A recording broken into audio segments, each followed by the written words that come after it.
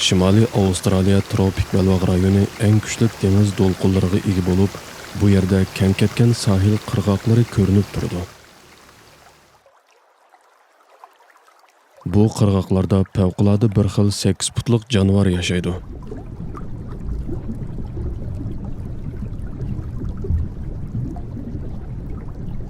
Sekiz oyoq dengiz hayvonlaridan bo'lib, suv ostida yashaydi va nafas ola oladi.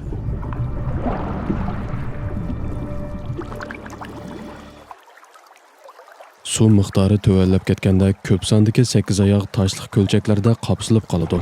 Ammo bu bo'lsa odatdagi 8 oyoq emas.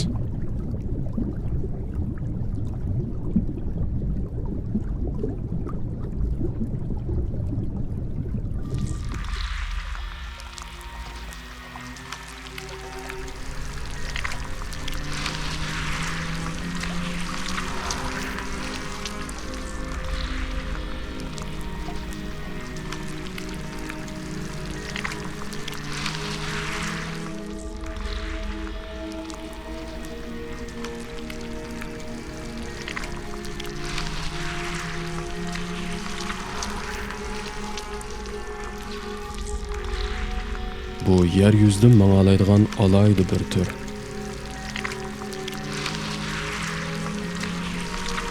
Bu 8 oyoq putlardaki yüzlegen kichik sömürgüçlerden paydalanıp özünü tartıp algı ilgirleydi ve qisquchbaqlarni ovlaydi. U bir ko'lchakdan yana bir ko'lchak qarab mangdi.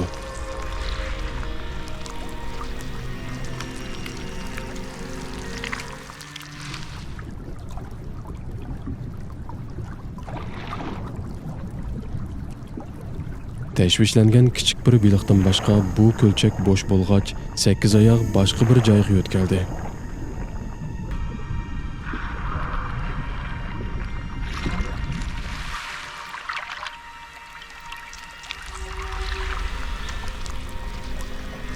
Toshliq ko'lchak nihoyatda bexatar panoh joyda ko'rindi.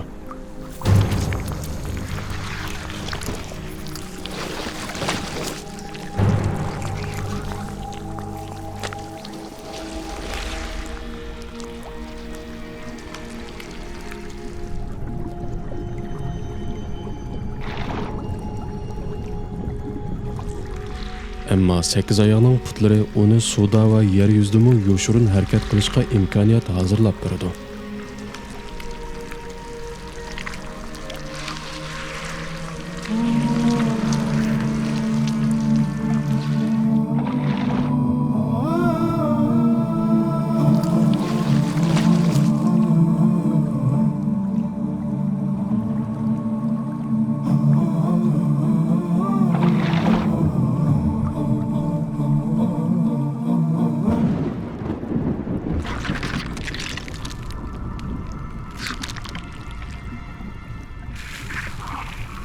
Şoңlashqa bu 8 oyoq bar yerda hech qanday joy bexatar emas.